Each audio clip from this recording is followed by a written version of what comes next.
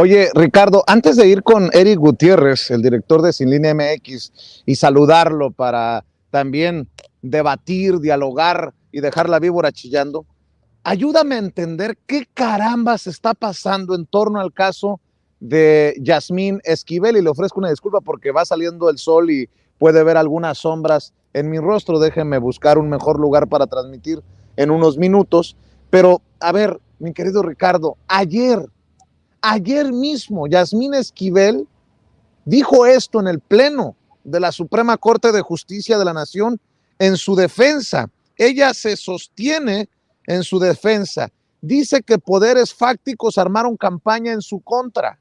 Y luego, hoy tenemos información que de la Fiscalía de la Ciudad de México, que desmiente un supuesto comunicado que había circulado. Se ha hecho un desmadre en este caso por el supuesto plagio de Yasmín Esquivel, pero quiero que me permitas proyectar lo que dijo en el Pleno en la Suprema Corte de Justicia de la Nación y ya daré a conocer la información que tengo en torno al desmentido de la Fiscalía de la Ciudad de México por este caso. Échalo, David. Decano, presidente de esta sesión, estimadas ministras, estimados ministros, he pedido el uso de la palabra para compartir con ustedes algunas consideraciones que tienen que ver con información que ha venido difundiéndose en los medios y en la prensa en torno a mi persona y aclarar los señalamientos que se han sustentado en deducciones equivocadas en las que han llegado algunos periodistas. Tenemos que estar siempre abiertos al escrutinio público, pero también saber que desde los poderes fácticos hay una manipulación de la información que tiene como propósito abierto incidir en el proceso de la presidencia de esta Suprema Corte de Justicia de la Nación. Esas injerencias constituyen un atentado contra la independencia constitucional de la labor de quienes realizamos las juezas y jueces, así como la propia Corte como institución. En la actual época de la posverdad, tenemos que ser abiertos a las críticas de la función que realizamos como un desafío para explicar nuestro actuar. Ahora tenemos que abordar unidos los cuestionamientos hacia nosotros, hacia este Pleno, hacia alguno de los integrantes, hacia el Poder Judicial de la Federación y hacia, por información, pruebas y hechos concretos. En mi caso, como persona apegada al derecho, me presenté ante las autoridades competentes por las vías institucionales, la universitaria, mi alma mater, en la que confío y confiaré siempre, ante la Fiscalía, en la que aporté elementos contundentes que pedía la sociedad y los medios de comunicación. Hoy, con plena tranquilidad y no solo con dichos, sino con base en la resolución de una autoridad, se ratifica que la tesis profesional que presenté para obtener mi grado de licenciatura es de mi autoría y el tema lo concebí mientras estudiaba y era trabajadora de confianza en el servicio público. Hay quienes por razones económicas, cupulares o políticas quisieran debilitar a esta Corte. Yo no me presté ni me prestaré a ello y por eso actué con rapidez a efecto de contener los embates que se pudieran dar hacia mi persona o hacia el Poder Judicial de la Federación y sobre todo que la verdad sea pública y publicitada. Tiempos complejos tiene el poder. Déjame entrar aquí, David. Si a la autoridad a la que se refiere Yasmín Esquivel, la resolución de la autoridad es el comunicado de la Fiscalía, es donde se hace bolas el engrudo. La Fiscalía General de Justicia de la Ciudad de México aclaró que no ha concluido que la ministra Yasmín Esquivel fuera víctima de plagio y denunció que fue falsificado un comunicado que es el que circula entre medios y periodistas.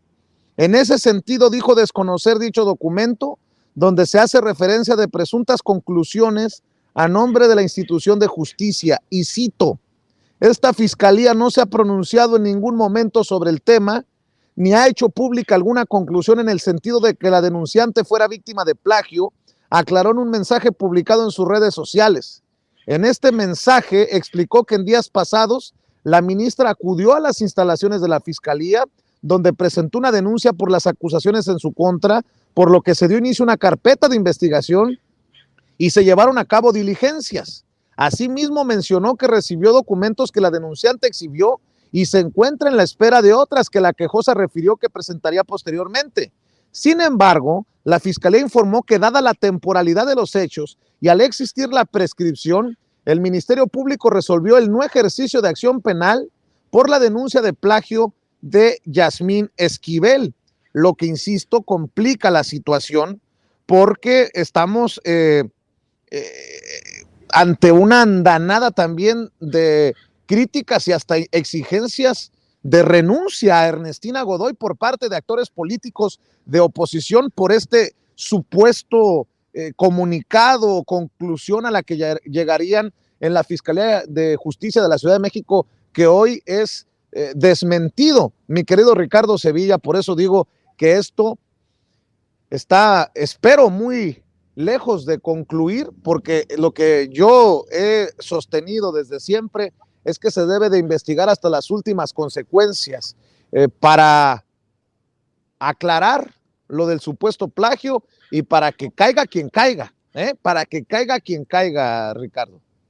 Por supuesto, aquí lo interesante es que se pone en entredicho la autonomía de la Universidad Nacional Autónoma de México, valga la redundancia. Tiene mucho que explicar Enrique Graue, no solamente de este plagio que habría cometido Yasmín Esquivel. Nosotros no decimos que no se investigue, al contrario, llama la atención que Yasmín Esquivel haya sido prácticamente una de las pocas personas que respondió a estas acusaciones que le hace de manera directa Guillermo Sheridan.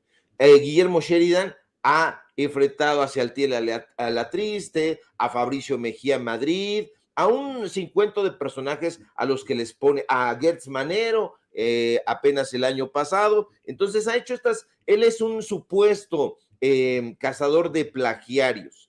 Lo que llama muchísimo la atención es que la Universidad Nacional Autónoma de México se haya prestado a estos golpes en contra de la ministra Yasmín Esquivel, pero al mismo tiempo que esté tolerando que el investigador del Instituto de Investigaciones Filológicas de la UNAM, Guillermo Sheridan, no acuda a trabajar a ese instituto. Lo que llama la atención es que no se haya pronunciado respecto al robo que Guillermo Sheridan hizo de la obra de Octavio Paz.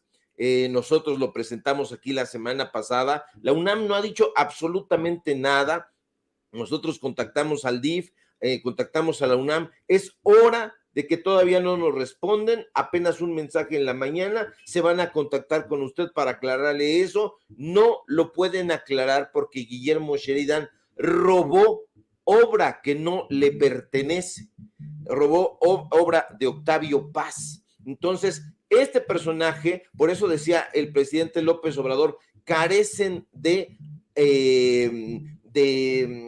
ética, no tienen autoridad moral para hacer este tipo de señalamientos y sin embargo lo están haciendo. Como tú bien dices, se les ha hecho engrudo la situación, les ha salido el chirrión por el palito. La UNAM ha quedado al descubierta, no solamente por ir campantemente acompañando estas campañas de descrédito, sino también porque hay un absoluto caos en todos sus repositorios. Nos dicen una cosa en el repositorio de las tesis, nos dicen otra cosa en los comunicados de rectoría y nos dicen otra cosa completamente distinto en la Gaceta UNAM. Entonces, habría que llamarle a los diferentes coordinadores o directores de comunicación social, tanto de rectoría como de los diferentes institutos. ¿Por qué no nos ha respondido el Consejo Técnico de Humanidades respecto a que Guillermo Sheridan estaría ocupando una plaza a los 72 años cuando el estatuto nos dice que debió haberse ido a los 70 años? Está incumpliendo. En ese sentido, pues está recibiendo el arropamiento de la Universidad Nacional y están dejando desprotegida a otra de sus exalumnas, que es Yasmín Esquivel. Entonces, este personaje tiene muchísima cola que le pisen. Desafortunadamente, no se le había puesto la lupa para analizarlo, como ya lo hizo el presidente López Obrador. Desafortunadamente también, pues es un personaje que está siendo arropado por Enrique Krause, es su gatillero intelectualmente hablando, porque luego nos dicen que ¿por qué hacemos ese tipo de expresiones? Porque no entienden las metáforas. Estos personajes son uña y carne o uña y mugre. trabajan exactamente en contra de los mismos enemigos. Entonces, hay que estar muy atentos porque, como tú dices, querido Vicente, la UNAM todavía tiene mucho que explicar y estos actores políticos que están poniendo el dedo en la llaga no lo han puesto con el caso de Guillermo Sheridan, no lo pusieron con el caso de Ricardo Rafael de la Madrid, que de acuerdo a lo que nos dijeron en su momento en el Centro Cultural de Tlatelolco, el señor no se presenta a trabajar. Tampoco nos dijeron nada del presupuesto millonario que le entregaron en la rectoría a Alejandro González Iñárritu, con la anuencia de Ricardo Rafael, con la anuencia de Jorge Volpi. Ahí sí se hicieron los locos, pero en este caso, cuando se trata de acompañar a la derecha en su narrativa golpista, ahí sí responden prestos.